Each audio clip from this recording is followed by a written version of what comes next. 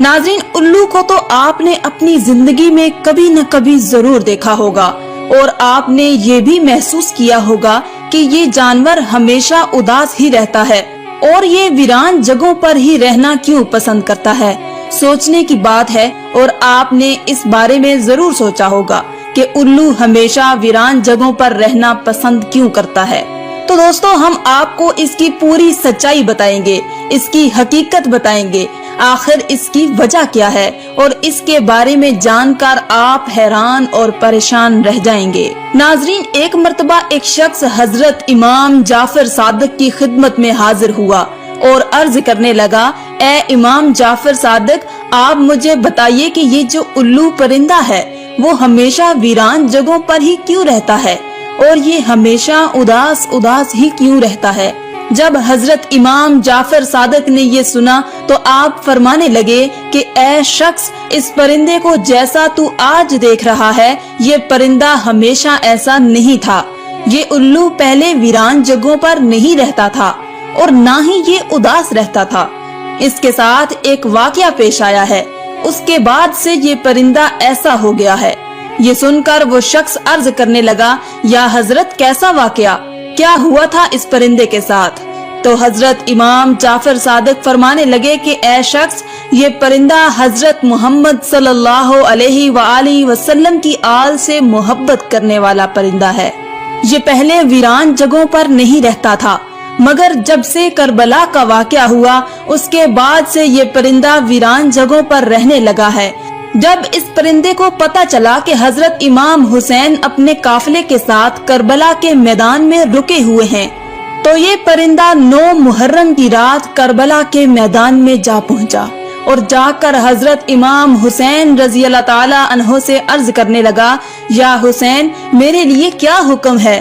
तो उस पर इमाम हुसैन ने फरमाया, ए परिंदे, तुम यहाँ से चले जाओ, क्योंकि कल यहाँ पर हजूर सल्लल्लाहु अलैहि वसल्लम की आल के साथ जो होने वाला है वो तुमसे नहीं देखा जाएगा, तुम इसको बर्दाश्त नहीं कर सकोगे।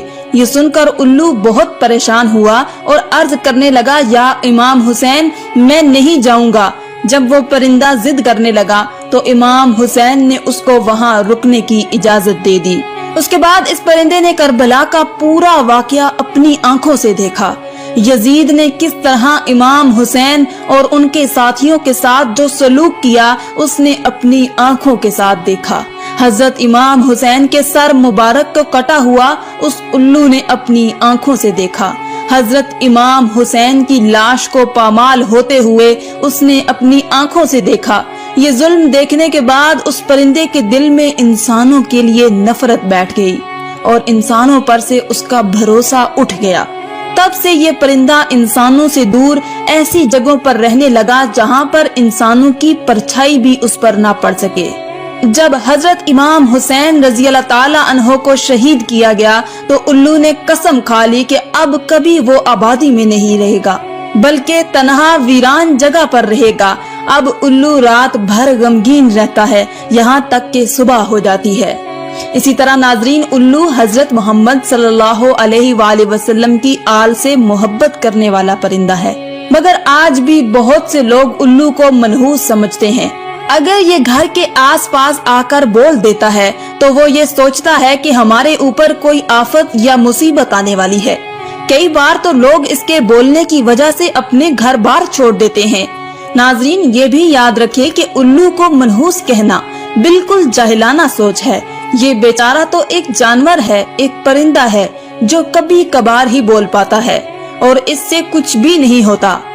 याद रखें कि इसके बोलने से ना तो आपके ऊपर और ना ही आपके घर में कोई परेशानी आने वाली है, चाहे ये रात में बोले या दिन में। तो नाज़रीन, आप इन बातों से हमेशा दूर रहें, आप इन बातों से हमेशा बच कर रहें। आइए हम आपको उल्लू के बारे में कुछ दिलचस्प हकाइक बताते हैं जिनको जानकर आप हैरान रह जाएंगे।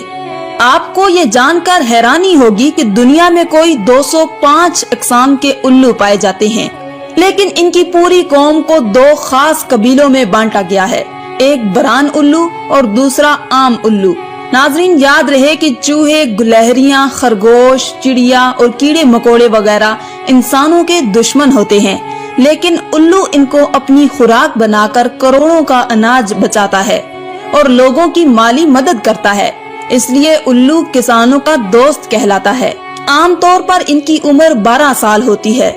नाज़रीन, आपको बताते चलें कि आमतौर पर उल्लू अपना घोंसला पेड़ों की खो में बनाता है, जो जमीन से तकरीबन 20 मीटर की ऊंचाई पर होता है।